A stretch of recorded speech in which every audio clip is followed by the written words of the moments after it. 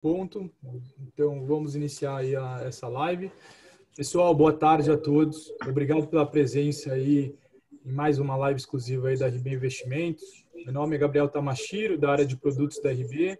Contamos com a presença aqui do Marcelo Gilfrida, CEO e fundador da Guard Asset Management, e com Gustavo Cruz, estrategista da RB Investimentos. Caso vocês tenham qualquer tipo de dúvida ou perguntas, por favor, utilizem a ferramenta aqui que se encontra abaixo aqui, que chama Q&A. Então, participantes que tenham dúvida, por favor, utilizem a ferramenta Q&A que encontra-se abaixo do vídeo.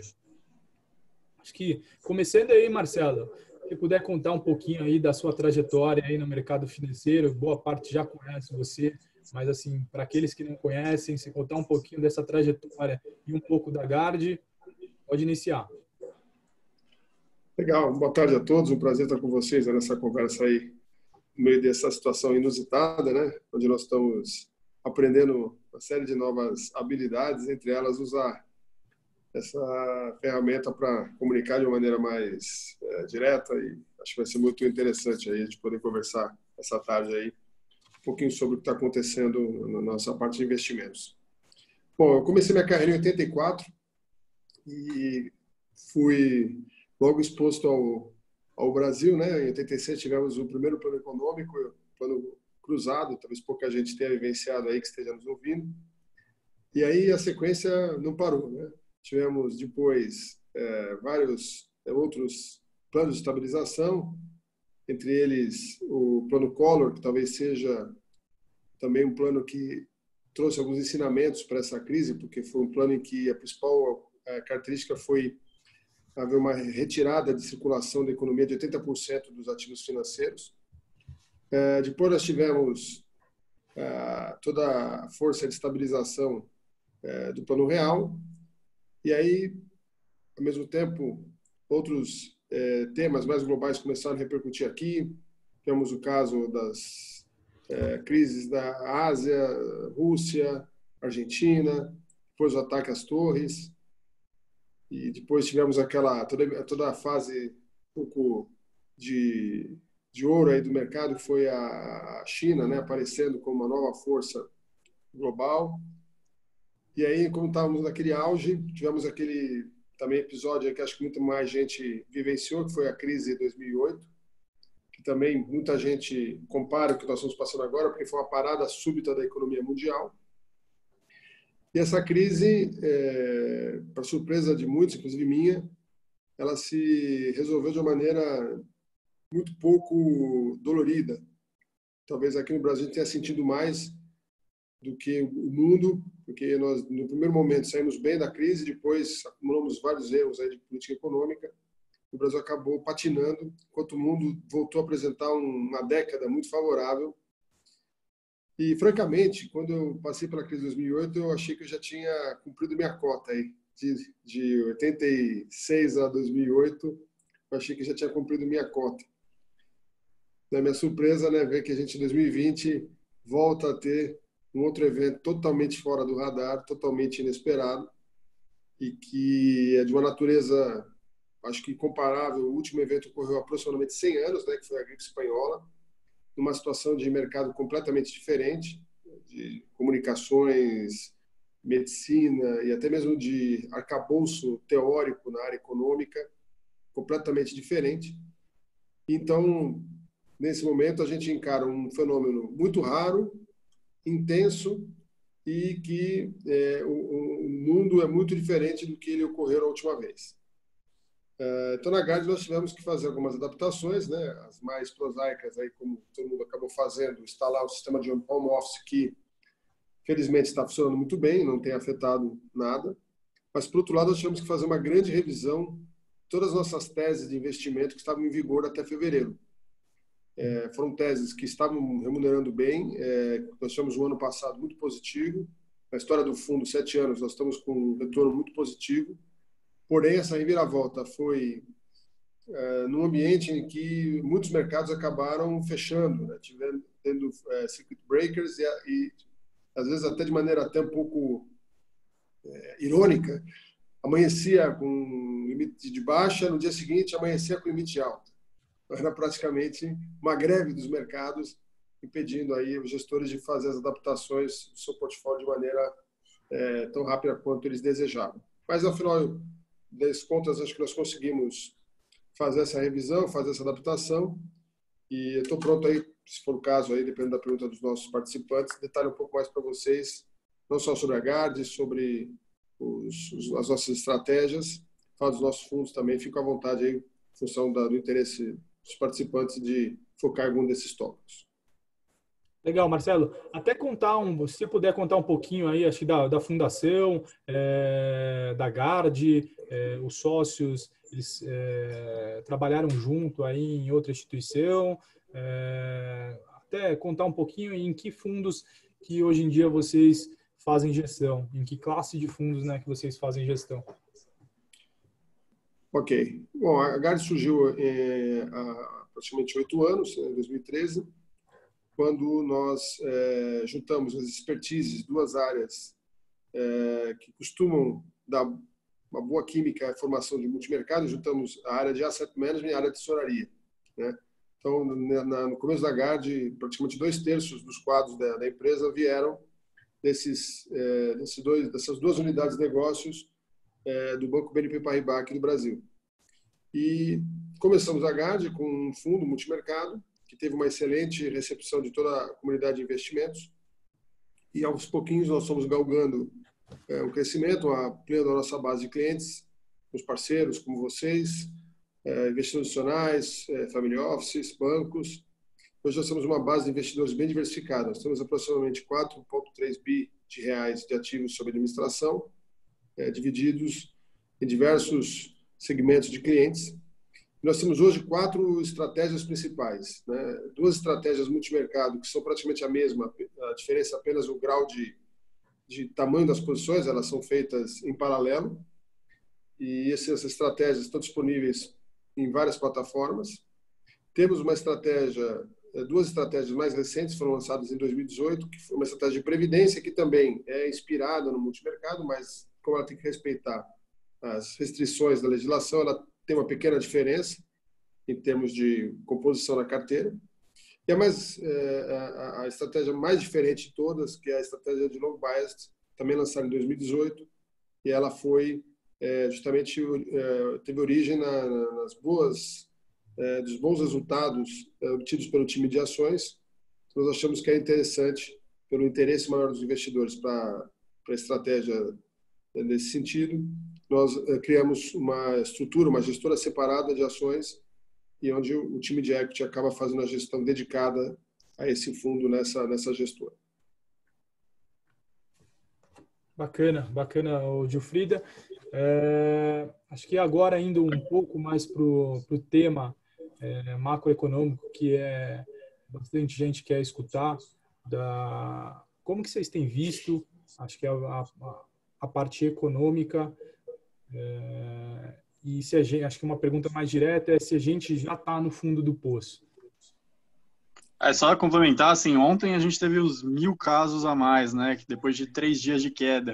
Você acha que a gente está indo mais para um cenário Europa, Estados Unidos, ou vocês estão com a cabeça de que a gente tem, sim, como caminhar para um cenário Ásia, que foi algo mais controlado? Com o que vocês estão trabalhando, né? Pois é, a gente analisa essa crise, ela se desdobra em 4 frentes, né? A frente, vamos dizer, uma de saúde, né? A frente econômica, a frente financeira e a frente dos mercados. E as 4 estão ligadas e, naturalmente, há uma inter-relação maior da área de saúde, né, com a economia, e depois a economia que acaba propagando para as demais. Obviamente, quando a gente olha os dados que estão saindo, o prognóstico é bastante preocupante, e a gente fez alguns exercícios de modelagem procurando vislumbrar qual era o perfil de avanço. Então, a gente percebe que começam a emergir algumas situações. Quando a gente tenta projetar os números com base na experiência da Itália, da Alemanha e da China, e da Ásia em geral, nós começamos a perceber que há uma certa aderência. O problema é que esses números eles ainda estão muito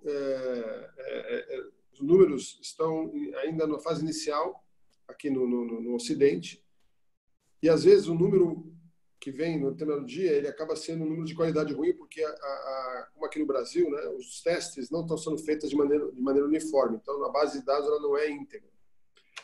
Tudo isso tem que ser relegado, a gente está tentando então fazer correções e ajustes, mas de fato a gente percebe que, de certo modo, até onde a gente tem os dados, o Brasil está um pouco melhor que a Itália e os Estados Unidos um pouco pior. E acho que isso hoje está mostrando nos números que a gente apurou. Os dados da França também vieram relativamente ruins.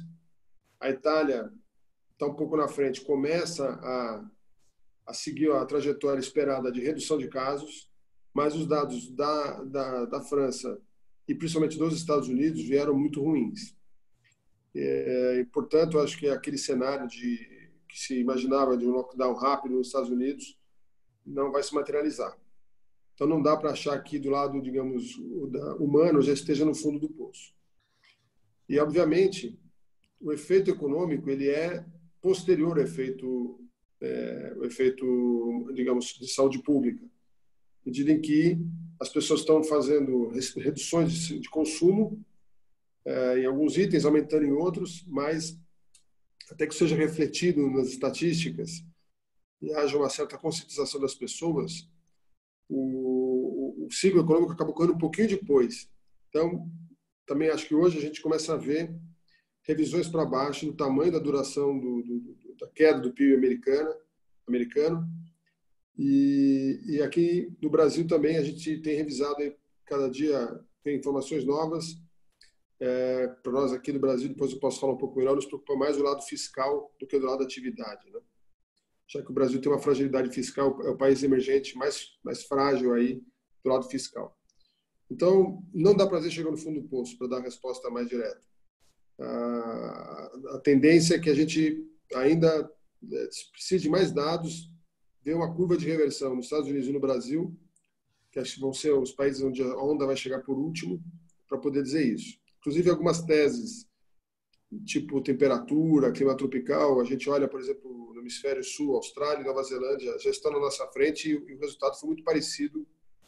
Não dá para... Ainda tem... Você pode tentar traçar uma tendência, mas são dados muito espalhados para você concluir que essa tendência é fidedigna.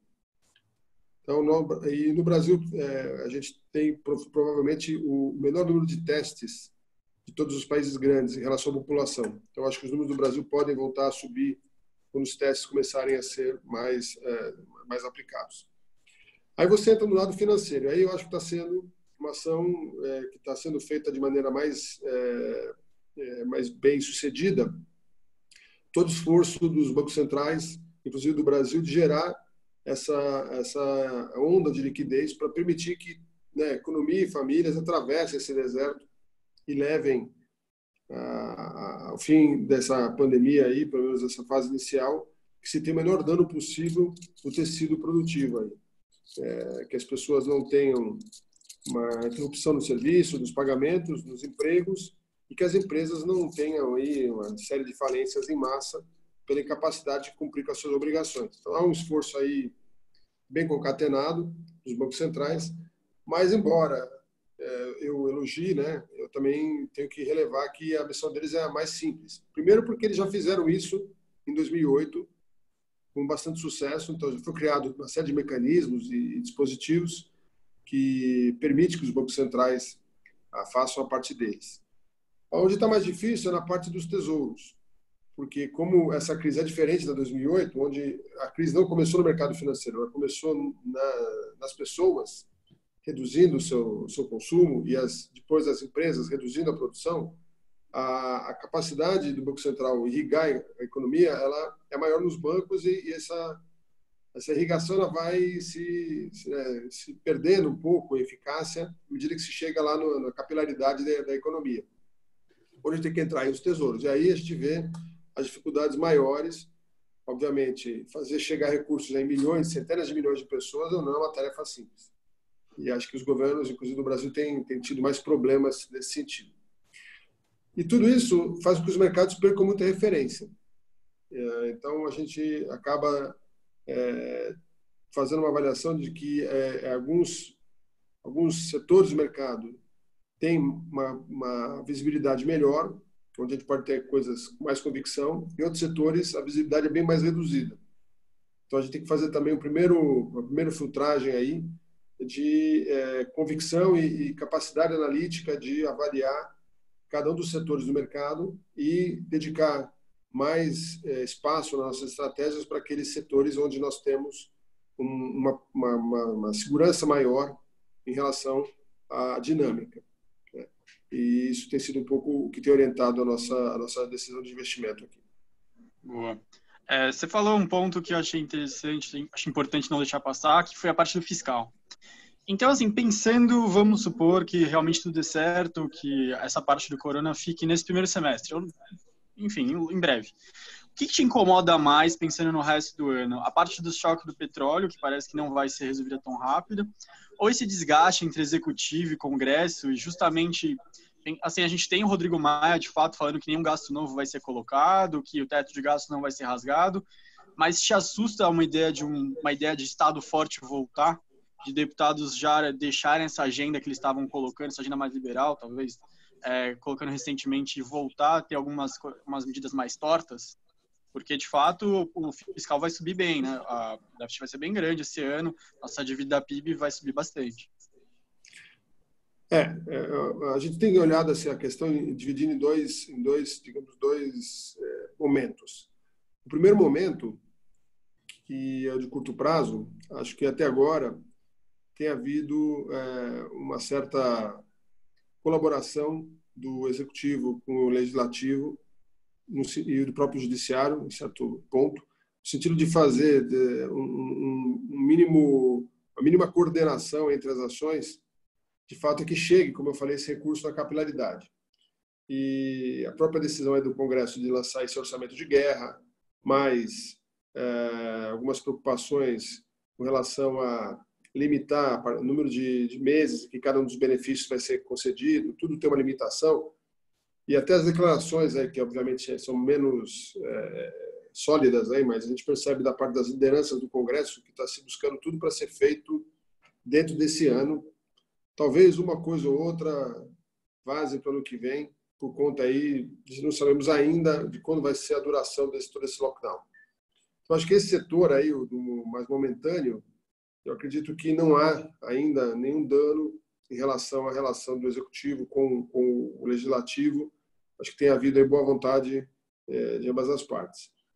Realmente, eu fico mais preocupado com o médio prazo, porque nós tínhamos uma agenda muito difícil, né? Uma agenda que avançou muito lentamente, por características do Brasil, do Parlamento, por características também do Executivo, que não tem uma base formal. Mesmo no Temer, onde tinha uma base enorme, completamente velho estilo, ela também andou muito devagar. E então, o que me preocupa exatamente é day after. Todo esse desgaste está havendo aí de protagonismo entre governadores e o presidente, essas farpas trocadas para cá e para lá. Não é fácil imaginar que a gente volte ao que a gente estava aí até janeiro, que era uma espécie de círculo virtuoso, onde o Congresso topava fazer algumas medidas mais duras do lado da retirada de alguns benefícios, em troca de ter um espaço maior no orçamento. Essa equação acabou sendo bem entendida pela classe política, e ela que estava suportando alguns desaforos que vinham de parte a parte aí até janeiro desse ano. Como é que vai ficar daqui a 6 meses, ou quando a gente puder prestar mais atenção nessa agenda? Eu realmente tenho um pouco de dificuldade. E essa é a maior preocupação, porque nós vamos ter aí uma piora na nossa relação de dívida PIB de cerca de 10 pontos percentuais do PIB. Esse número vai ser igual ou parecido em vários países. E aí nós teremos que fazer um esforço ainda mais intenso de recomposição aí das finanças públicas, e aí nesse ambiente mais conturbado. Então, eu acho que a gente não consegue ver isso agora, mas se eu fosse fazer uma projeção, eu diria que é um cenário pior do que a gente estava há 2 meses.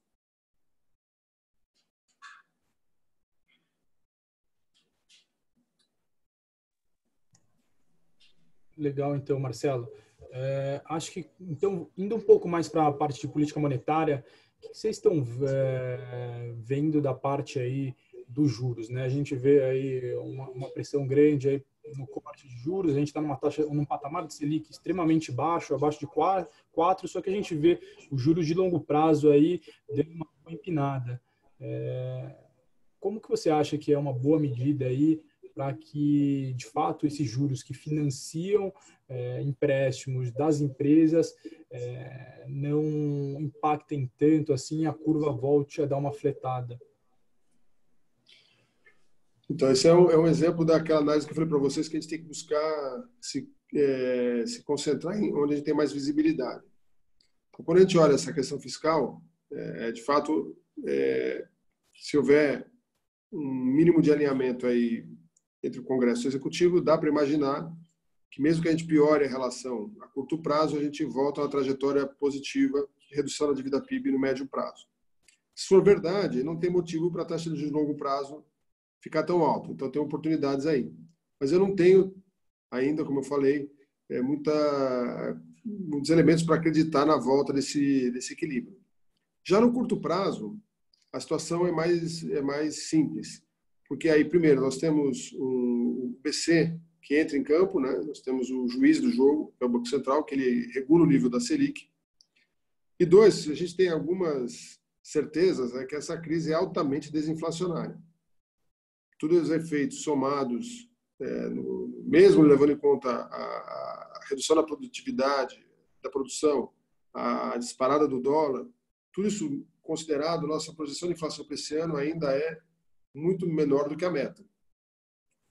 Então, quando a gente analisa desse ponto de vista, nos parece que o Banco Central tem um espaço aí para buscar uma redução adicional da Selic. Nós temos, inclusive, um modelo aí da nossa curva de Taylor, que apontaria alguns juros entre 2% e 2,75% para o nível de inflação que nós temos agora e o nível de atividade que a gente tem agora.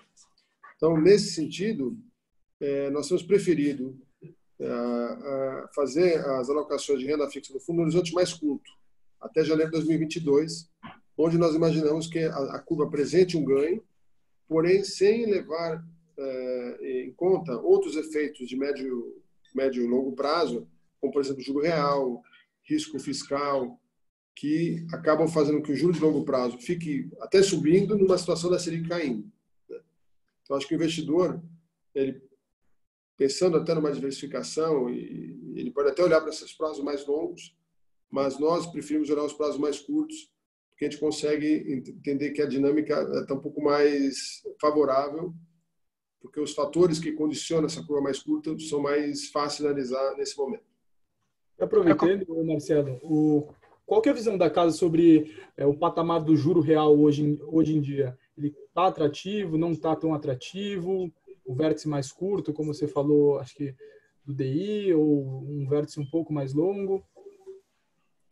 Então, a gente fez um exercício aí de modelagem de juro real de longo prazo. Ele estava até antes dessa questão da pandemia, ele estava em torno de 2,5. A gente acha que ele pode ter se elevado para alguma coisa entre 3,5 e 3,75.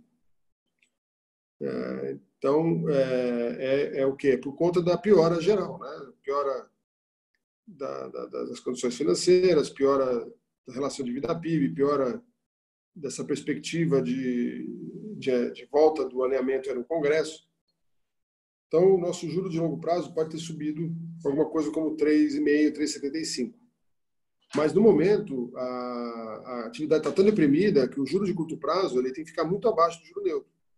Por isso que nós acreditamos que o Banco Central vai trabalhar com juro negativo. A inflação vai cair, ele vai trabalhar com juro igual à inflação, um pouco abaixo da inflação, dependendo aí, mas acho que não é tão relevante essa questão, porque nós não estamos pensando aí em nem gerar demanda, nem tampouco gerar dívida. Nós estamos procurando aliviar o custo financeiro das empresas para que elas possam sair menos depauperadas na retomada.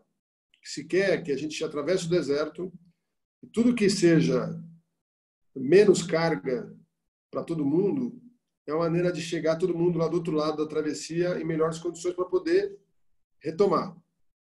Então, acho que o Banco Central deveria abaixar os juros para não gerar um custo financeiro, quer dizer, não transferir renda das empresas e do governo para os investidores no momento em que está todo mundo mais pobre, né?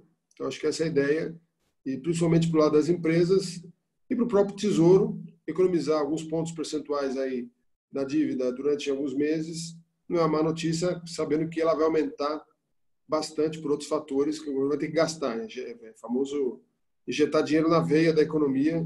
Isso vai ser feito com uma grande emissão de dívida, de moeda e dívida. Então, se ele puder economizar alguma coisa do outro lado, melhor. Você passou sobre um ponto, assim, eu concordo também sobre todas as pressões são desinflacionárias. Acho que não só no Brasil, mas o mundo vai ser desinflacionário 2020, 2021. Sim. Mas você coloca algum risco de problema de abastecimento? A gente tem alguns relatos já de alguns países querendo estocar alimento porque tá com uma perspectiva ruim. Você colocaria esse como o grande risco para mudar essa dinâmica de inflação? Ou nem não bota tanto peso assim? De novo, né? A gente tem que ter a humildade de não fazer afirmações muito peremptórias nesse ambiente, né? Mas até onde a gente pode ver, assim, olhando a tua pergunta, dá para você fazer a mesma pergunta em outros setores, né? De combustível, de outros suprimentos, energia, etc. O que a gente percebe é que a eventual disrupção na oferta está menor do que a disrupção na demanda. Porque na comida você tem os restaurantes, tem a alimentação fora do domicílio mais genérica, toda essa área de comida industrializada, vendida nos supermercados, tudo isso parou. Então a demanda de comida ela também caiu. E a oferta pode ter caído, mas até agora, né, a gente tem tido no mundo todo a noção de que essas atividades são essenciais e tem havido uma preocupação com todas as autoridades, né, deixar essas linhas de funcionamento da economia desimpedidas.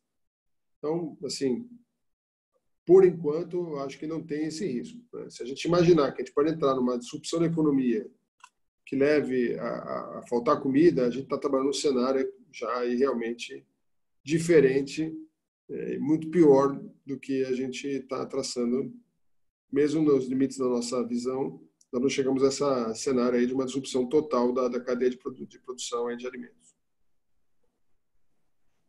Marcelo, sei que é difícil agora aí fazer qualquer tipo de projeção, mas no modelo de vocês, o que vocês projetam em termos de duração desse lockdown, dessa quarentena, e também em termos de projeção de PIB para esse ano?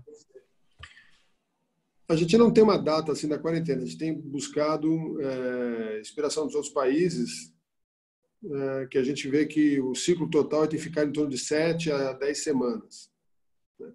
Entre os primeiros casos e obviamente calibrando onde quem faz o lockdown mais tardio, o lockdown mais precoce.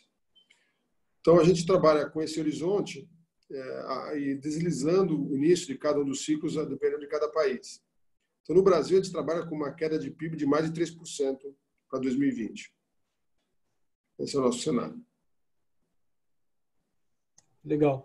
E aí, acho que comentando um pouco mais de gestão de portfólio, acho que o ano passado, o fundo, especificamente o macro, fechou o ano muito bem. Esse ano é um ano bastante desafiador aí para o cenário. Como que vocês, até no início da conversa, você já falou que teve algumas alterações aí, né, no cenário que vocês tinham, e como que isso se traduziu em termos de gestão de portfólio, que modificações vocês fizeram aí nesse momento atual? Bom, acho que o primeiro tópico eu já falei bastante, né? A gente mudou bem a carteira de renda fixa, concentrando muito nos pré-fixados curtos. Fomos reduzindo também, na medida da liquidez, a posição de NTNBs, e no conjunto esse conjunto aí de ações foi muito bom, e foi a renda fixa que nos ajudou a ter um retorno esse mês. O seu segmento foi bem positivo. Na parte de ações, a gente tem que fazer uma redução importante da carteira de ações. A gente tem o nosso limite máximo é 20%. E como a gente estava com um cenário mais construtivo, até a gente viu os dados que saíram hoje, de a produção industrial tinha começado a subir em fevereiro. Foi uma pena, a gente estava decolando o avião quando tomou esse tiro da turbina, né? E então foi uma pena. Então nós tivemos que fazer uma redução na carteira. Hoje nós estamos trabalhando com um percentual comprado de 0 a 7% aproximadamente, e com uma carteira muito mais voltada para o mercado americano. Por quê? Por dois motivos. Primeiro, porque a gente acha que, independente dessa desvalorização geral do mercado de ações, nos parece que as empresas de tecnologia ganharam uma grande vantagem no presente momento. Nós mesmos estamos aqui, né, usando uma delas, e outras soluções, cloud e outras ferramentas de permitir o home office, que as pessoas resolvam seus problemas à distância, ganharam um grande impulso, e muita gente talvez descobriu a conveniência e vai ficar nessa tecnologia, vai entrar mais, essa parte tecnológica vai fazer parte mais do dia a dia das empresas e das pessoas. Então, por que os Estados Unidos? Porque lá é mais fácil. Você consegue comprar os ativos dessas empresas no mercado americano. No Brasil não temos quase nada nesse sentido. Segunda coisa, que é o ponto da economia americana, seja monetário como fiscal, estava mais propício, né? Os Estados Unidos vinha já com juros mais altos, ele pôde reduzir os juros, e ao mesmo tempo ele também tem no fiscal uma vantagem, que os Estados Unidos é o porto seguro do mundo. Somado tudo, a gente vê que os Estados Unidos pode ser, mais uma vez, o país que sai mais rápido da crise. E, por último, nós fazemos algumas posições em Brasil, porque, apesar da visão geral de Brasil estar bastante tumultuada, a gente conhece melhor aqui alguns detalhes, né? Então, quando a gente analisa algumas empresas mais ligadas à prestação de serviço continuado, como pedágio, né, construção de rodovias, empresas de serviços públicos, etc., essas empresas, elas estão muito descontadas em relação à taxa de juros. Então, nós achamos que essas empresas têm algum interesse, tem um preço relativo que está um pouco distorcido, foi um pouquinho exagerado. Então, muito mais uma aposta de tática do que de fundamento. Então, com isso, a gente acabou remontando a carteira de ações, né? E, por último, a parte cambial, que foi um setor... Desculpa, Marcelo, até te interromper. Nessa parte aí, tática de ação, você pode citar alguns nomes e o que tem mais peso hoje em dia? Então, a gente tem as empresas do Nasdaq versus o S&P ou o Dow Jones. A gente tem um outro ETF que a gente gosta muito, que é o QQQ, que são as empresas do Nasdaq também. E aqui no Brasil a gente está mais focado nessas empresas que eu falei, do setor de concessão, algumas empresas do setor de alimento, né, como JBS e Brasil Foods. Mas o detalhe é que, como a gente diminuiu o tamanho da carteira, nossas posições não estão muito grandes, porque a gente também tem uma preocupação em relação à liquidez. A gente pode ter que fazer reduções emergenciais da carteira muito rápido, a gente não quer ficar excessivamente concentrado em papéis que não tenham liquidez. Então, a carteira está bem pulverizada e com bastante liquidez. Você ia começar a tocar no ponto cambial, que é uma pergunta que eu tinha. De fato, acho que antes mesmo da crise do corona começasse a alastrar no mundo, a gente já tinha nosso câmbio se desvalorizando bem mais que os nossos pares, né? A gente era sempre no gráfico o que estava mais esticado. E acho que a gente continua, se não o mais, um dos mais. Você entende que até o final do ano, assim, 2020, não estou querendo de longe que você crave algum patamar, mas você entende que a gente está próximo do nosso patamar, que a gente terminaria esse ano, ou que a gente conseguiria voltar pelo menos para a média do que são os nossos pares, né? No que eu quero dizer, a média que os nossos pares estão se desvalorizando no ano, porque a gente está bem mais do que eles na maioria das vezes. A gente fez um estudo e que a gente chegou a uma conclusão interessante. Da mesma maneira que a gente consegue ver que o Banco Central ganhou mais espaço para cortar os juros, apesar da crise no Brasil geralmente tive os juros subir no Brasil quando tinha crise, né? No câmbio acontece a mesma coisa. Dessa vez, todo esse efeito combinado aí de redução da atividade, etc., vai fazer com que várias forças que estavam puxando a subida do dólar, elas diminuam. por exemplo, a gente vai ter muito menos remessa de dinheiro para recompra de dívida lá fora, porque as empresas não têm caixa, vão querer preservar o seu caixa. As empresas vão também remeter menos dividendos, vai ter muito menos saída de fluxo de turismo. Obviamente, alguma coisa piora também. A balança comercial, ela perde um pouco a exportação de petróleo, mas acho que no net a balança comercial também aumenta, porque a gente continua exportando alguns itens básicos e vai diminuir muito a importação de itens industrializados. Então, tudo somado, a gente acha que o déficit do fluxo cambial, que estava caminhando para alguma coisa como 50 bilhões de dólares, ele vai ficar muito mais perto de 10 bilhões de dólares. Então, não vemos, embora ainda seja um déficit, não vemos que o Brasil vai performar muito pior que os emergentes daqui para frente. Eu acho que ele vai caminhar em paralelo com os emergentes. Então, se houver, como aconteceu nos últimos dias de novo, um fortalecimento do dólar, o dólar vai subir, mas ele não vai ter aquele comportamento estilingado que a gente presenciou algumas vezes, exatamente porque havia uma força, né, uma diferença entre entrada e saída para o ano que foi da ordem de 50 bilhões de dólares. Então, sempre tinha gente comprando. Caía, o pessoal comprava. Subia, comprava também. Então, o movimento era muito tímido para baixo e muito acelerado para cima. A gente percebe agora que, embora o real esteja desvalorizando um pouco, ele está muito mais equilibrado. Ele não é o ativo que oscila mais, né, na pior. Ele acaba oscilando um pouquinho menos. Então, a gente está vendo no real um ativo que é muito mais ligado hoje ao risco do que tanto aos juros. A gente viu até o ano passado que o real respondia muito mais à queda de juros do que ao risco. Agora voltou a ser o real dólar como era antigamente. Ele é muito mais um parâmetro de risco do que um parâmetro de diferencial de juros.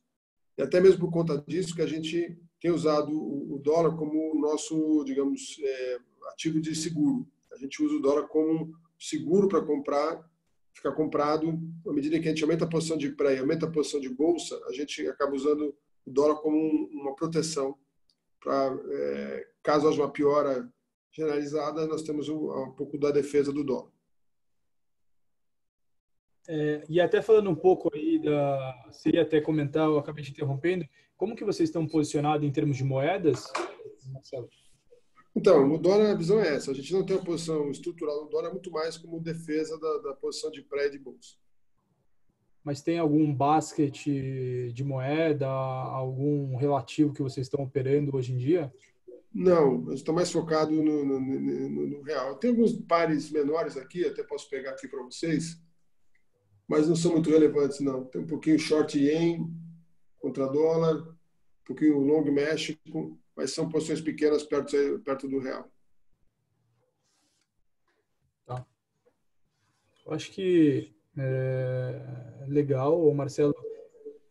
Uma pergunta que eu tenho aqui, em particular, dado essa crise atual, que a gente ainda não passou, mas que lição que vocês tiram em termos de gestão com relação a esse drawdown tão relevante que a gente teve durante esse mês de março? Vocês tiveram alguma modificação em termos de gestão, acho que alguma lição, algum aprendizado aí que vocês vão levar daqui para frente? A gente aprende todo dia. Nesse caso, nós tivemos que fazer uma revisão rápida de cenário. Essa questão da liquidez também atrapalhou, porque, como eu falei, vários dias, vários mercados também abriram com limites de alta, limites de baixa.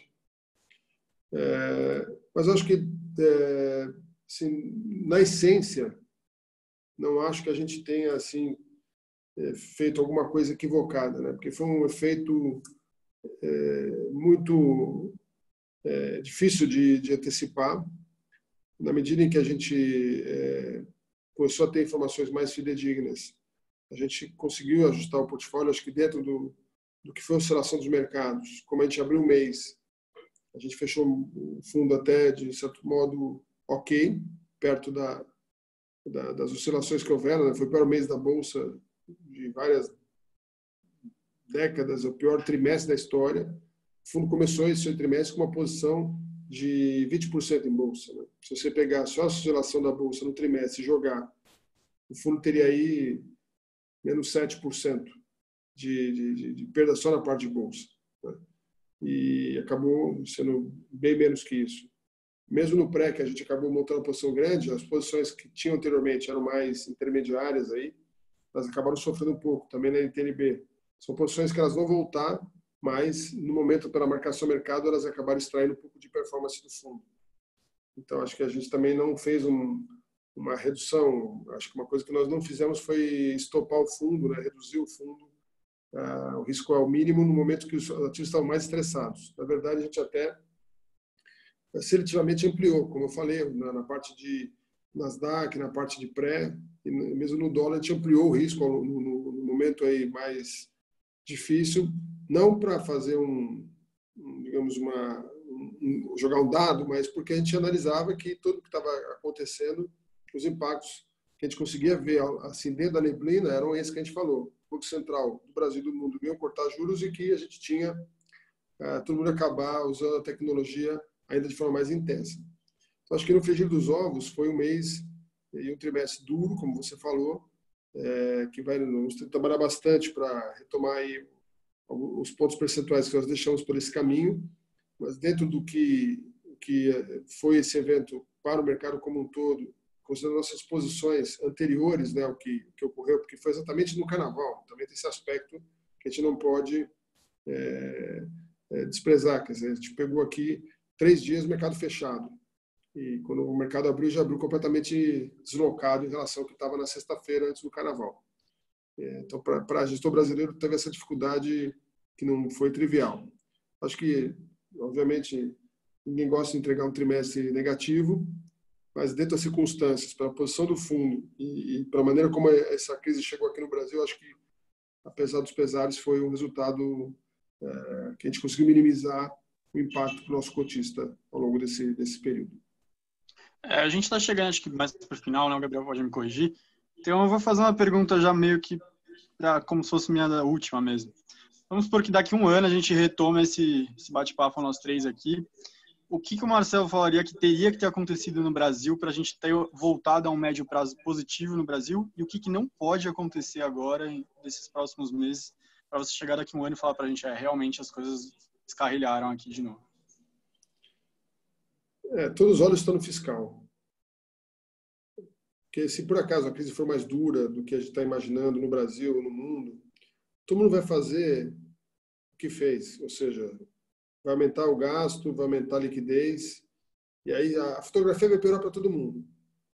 Obviamente, o Brasil, se chegar no fim desse período aí com 85%, 90% de vida PIB, não é uma fotografia bonita, mas todos os nossos parceiros aí vão ter piorado da mesma ordem de magnitude, né? E não acho que o Brasil tem risco de ter um desempenho, digamos, econômico ou humanitário muito pior que os vizinhos. A gente tem a chance até de ser um pouquinho melhor.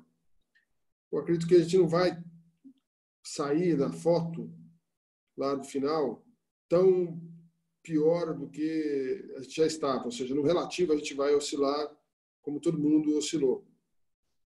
Agora, se a gente não fizer uma nova organização da pauta fiscal aí sim, o problema não é a foto, é o filme, né? Se a gente tiver na foto, todo mundo, né, um pouquinho mais fragilizado na foto, mas a gente não fizer dever de casa, o problema é como a gente vai evoluir ao longo dos meses. Se a dívida PIB não apontar para uma convergência, aí nós vamos estar em maus lençóis.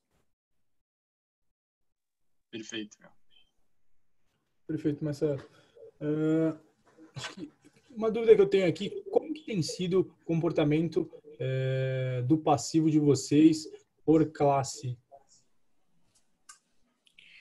Olha, o nosso passivo, como eu falei, ele é bem diversificado. Nós temos diversos tipos de investidores, né? Infelizmente, nós temos uma relação muito sólida com vários parceiros que nós chamamos institucionais, né? Que são os fundos de pensão, os fundos de fundos, os alocadores, que são parceiros que a gente consegue fazer uma interação mais de conteúdo, né? Que nós possamos passar nossas visões.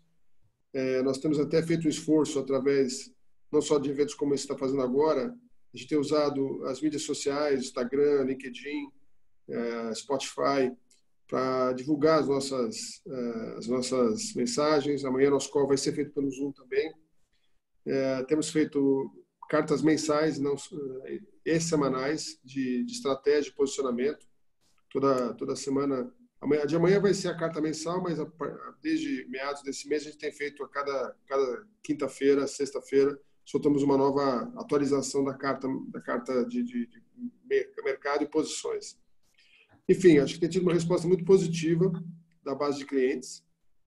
Então, de modo geral, a gente está sentindo o investidor aí uma certa confiança e uma avaliação bem mais ponderada de tudo que está acontecendo, até porque a gente acredita que o nosso produto, né, ele é destinado àquele investidor mais sofisticado e que também ele é adequado para uma parcela do investidor que é de longo prazo. Então, acho que é consenso de que quem não precisa do recurso agora não deve movimentar, porque ele vai fazer a cristalização de uma posição num momento pior de mercado. Então, quem tiver e puder manter essa disciplina, né, ele deve, lá na frente, ser recompensado com a volta da normalidade do mercado. Boa. Marcelo, acho que fechando com essa pergunta está ótimo. Acho que a gente já chegou no fim aí em termos de horário.